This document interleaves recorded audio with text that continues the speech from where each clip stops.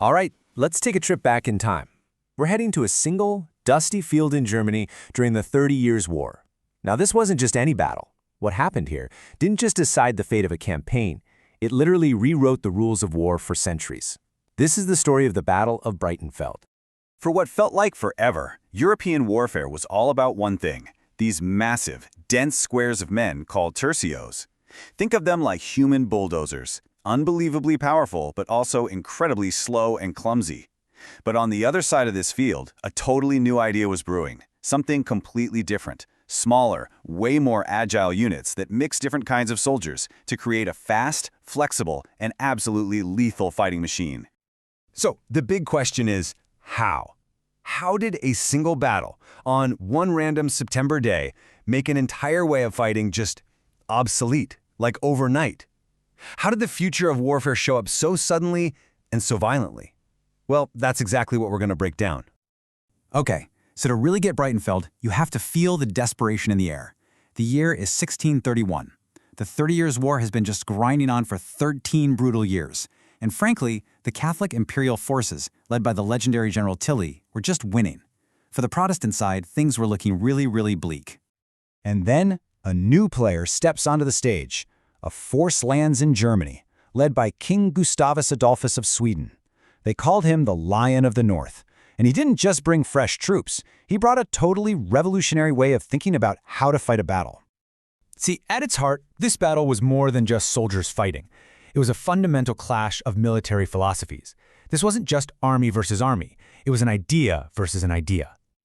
So, let's look at the matchup. On one side, you've got the classic imperial tercio, this giant, deep square of guys just built for brute force. And on the other, the Swedish brigade. Smaller, more linear units that could move fast and reposition in a flash.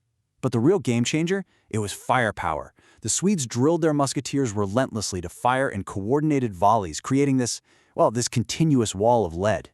And this secret ingredient, the thing that made it all work, was this concept of combined arms. You know, it sounds pretty simple to us today, but back then it was absolutely revolutionary. Gustavus Adolphus trained his infantry, his cavalry, and his artillery to actually work together, to support each other. His infantry had these little mobile cannons with them. His cavalry was backed up by musketeers. It wasn't just a collection of units. It was a symphony of destruction. So, the stage is set. It's September 17, 1631, near Leipzig. Two massive armies are facing each other across a field. But for the innovators, the Swedes, the battle is about to get off to a horrifying start. It almost ends in absolute disaster. Okay, so the action kicks off with his really impetuous imperial commander, a guy named Pappenheim. He's a total hothead. Without even getting orders, he leads his elite heavy cavalry in a series of just furious charges against the Swedish right flank. But the new Swedish system holds. Their musketeers unleash these devastating volleys, and their own cavalry countercharges. Pappenheim tries 7 times, and 7 times he's thrown back. His elite cavalry is just exhausted and completely demoralized. But while the Swedish right is holding strong, total disaster strikes on their left. See, the other half of the Protestant army was made up of their allies, the Saxons, and, well, they were pretty green, pretty inexperienced. So when Tilly's main force and the imperial cavalry slam into them, they just break. The entire Saxon army completely dissolves and flees the field. In a blink of an eye, the Swedish left flank is now completely exposed. Just like that, a third of the Protestant army is gone. Vanished. The Swedes are now seriously outnumbered, they're outflanked, and they are facing the full terrifying might of Tilly's veteran tercios, who are now slowly turning to crush them. Look, by any military logic of the day, this battle is over. The Swedes should be annihilated. Period. But this right here is where the revolution happens. This is the moment where that new way of war is put to the ultimate do-or-die test. So the Swedish commander on that exposed left flank, General Gustav Horn, he sees it happening. He sees those massive imperial tercios beginning their slow, ponderous turn to smash right into his side. And in the middle of all that chaos, the smoke, the noise, he gives an order that no one, and I mean no one, thought was possible. He tells his entire wing of the army to pivot 90 degrees. And this is the payoff. This is the result of all that brutal training, of those flexible formations. An old tercio army, it would have taken them hours to even attempt a move like this, if they could even do it at all. Horn's Swedish brigades pull it off in about 15 minutes. Can you believe that? 15 minutes. Before Tilly's forces can even complete their attack, they're met not by a vulnerable flank, but by a brand new, perfectly formed battle line, locked, loaded, and waiting for them. There was a Scottish officer in the Swedish army, a guy named Robert Munro, and he described the scene perfectly. He wrote about, quote, our musketeers meeting them with a salvo, then our horsemen discharge their pistols and then charge through them with swords. That's it right there. That's combined arms in brutal, beautiful action. The Imperial forces were expecting to just crush a broken flank. Instead, they slammed headfirst into a meat grinder. Now, while Horn is holding the line and basically saving the day, Gustavus Adolphus, way over on the right wing, sees his moment.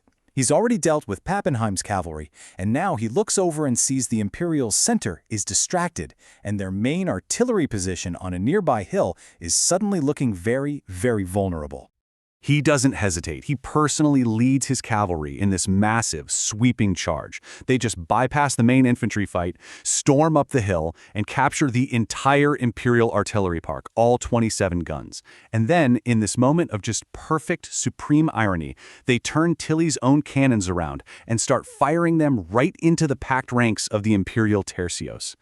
So now you've got Tilly's army caught. On one side, they're facing Horn's unbreakable new front line, and from behind, their own cannons are firing into their backs. It's a nightmare. The army just collapses.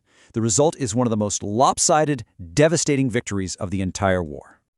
And well, the numbers really tell the story here. When you look at this chart, you see it's not just a victory, it's an annihilation. The Imperial Catholic Army wasn't just defeated. For all intents and purposes, it was erased from the map in a single afternoon. Just look at this. Over 7,600 of Tilly's soldiers were killed right there on the field. That's a staggering number for the time. And on top of that, another 6,000 were captured. All told, Tilly lost pretty much half his entire army in just a few hours. So why does this one battle matter so much? Well, for starters, it was the first huge Protestant victory, and it proved the war was far from over. It demonstrated without a shadow of a doubt that the Swedish system of warfare was flat-out superior. This encouraged other German states to finally throw in with the Swedes, and it completely shifted the strategic direction of the whole war. But its biggest legacy was really tactical. Breitenfeld was basically the death certificate for the old way of war. After this, armies all across Europe would be scrambling to copy the Swedish model. That focus on mobility, on disciplined volley fire, on the tight integration of combined arms. A brand new era had dawned. You know, Breitenfeld is such a powerful reminder that a single innovation, a new idea, can completely upend the balance of power, almost overnight. And it really makes you wonder, doesn't it? What's the disruptive military innovation of our time? What is the Swedish brigade of the 21st century?